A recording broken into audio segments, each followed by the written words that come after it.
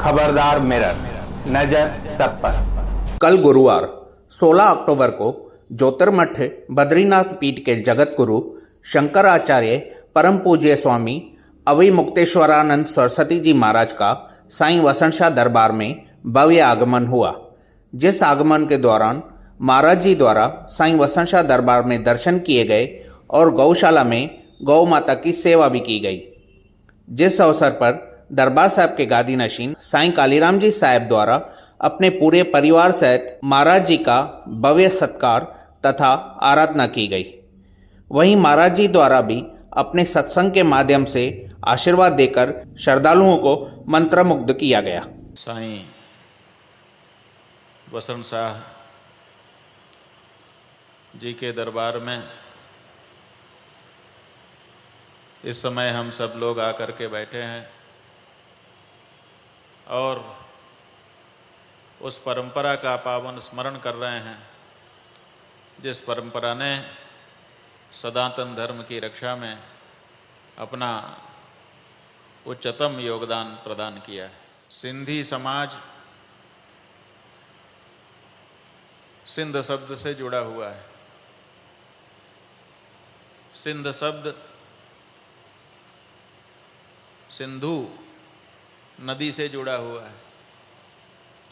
सिंधु नाम की जो नदी है वो जहाँ तक अपना पानी रिचार्ज करती है, कोई भी नदी जहाँ बहती है ऊपर ऊपर से बहती हुई दिखाई देती है, लेकिन वो अपने नीचे दोनों किनारों पर जाने कितने किलोमीटर तक की जगह को रिचार्ज करती रहती है।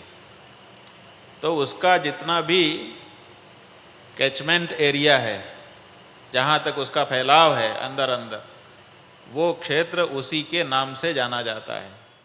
और इसीलिए सिंधु नदी का पानी जहाँ जहाँ तक पहुँचता है उस पूरे क्षेत्र को सिंधु के नाम पर सिंध कहा जाता है। और वहाँ का पानी पी करके जो पैदा हुआ और जिसने वहाँ के पानी को पचा लिया उसको सिंधी कहते हैं। और हम चाहेंगे कि ये सिंधी समाज जिस तरह से अपने धर्म के प्रति निष्ठावान रहा उसी तरह से अपने धर्म के प्रति निष्ठावान बना रहे और सर्वसमावेशी जो इसका सद्गुण विकसित हो गया परिस्थितियों के कारण, उसको भी छोड़ने की आवश्यकता नहीं है। क्योंकि वसुधैव कुटुंबकम की भावना हमारी मूल भावना है। हम किसी से परहेज नहीं करते हैं, लेकिन अपनी जगह पे दृढ़ता जरूर रखते हैं। बता दें कि उसी आगमन के दौरान महाराज जी द्वारा मीडिया से भी भेंट करते हुए वार्तालाप किया गया। महाराष्ट्र में चुनाव होने जा रहे हैं। जिस सरकार ने इस राज्य माता को, गौ माता को राज्य माता का दर्जा दिया है, उस सरकार को आप क्या आशीर्वाद देना चाहेंगे? देखिए, आशीर्वाद 3 बार होता है। एक कार्यारंभ पर, दूसरा कार्य के मध्य में और तीसरा कार्य के संपन्न हो जाने पर। जो हमारा पहला आशीर्वाद था वो हमने तभी सार्वजनिक रूप से उपलब्ध करा दिया सरकार को जब उन्होंने प्रस्ताव पारित करके कैबिनेट का गौ माता को महाराष्ट्र प्रदेश की राज्य माता घोषित किए। अब दूसरे मध्य वाले आशीर्वाद के लिए हम उत्सुक हैं कि कितनी जल्दी को मध्य वाला आशीर्वाद हम दें, लेकिन उसके लिए जरूरी है कि महाराष्ट्र की सरकार गौ माता का प्रोटोकॉल जाहिर करे। अभी तक प्रोटोकॉल जाहिर नहीं हुआ है। और अंतिम आशीर्वाद तो जब ये सुनिश्चित हो जाएगा, जन जन जब ये कहने लग जाएगा कि महाराष्ट्र में गाय अब पशु की तरह नहीं, अब माता की तरह रहने लग गई है, अब गाय के ऊपर कोई उंगली नहीं उठा सकता है, जब ये परिस्थिति उत्पन्न हो जाएगी उसके बाद तो पूरा देश आशीर्वाद देगा जी। तो अभी हम उत्सुकता से प्रतीक्षा कर रहे हैं कि महाराष्ट्र की सरकार मध्य में गौ माता का प्रोटोकॉल जाहिर करे।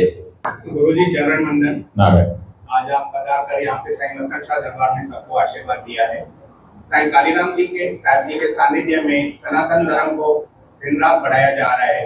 आपकी अनुभूति और आशीर्वाद के 2 शब्द। देखिए, बात यह है कि पहले हमको साईं जल कुमार मसंद साहिब जी मिले और इन्होंने हमको आकर्षित किया।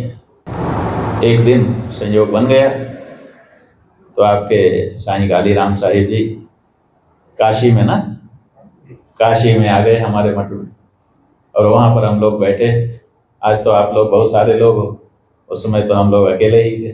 अब इसमें जो आप जो पूछ रहे हो उस प्रश्न को अगर हम निकालें तो हम ये बताना चाहेंगे कि गुरु में वो काबिलियत होनी चाहिए कि वो लोगों का जो हृदय है उस पर कब्जा कर ले, और वो काबिलियत इनमें है। आज हम यहाँ आकर आके बैठे हैं तो उनकी उसी काबिलियत के कारण बैठे।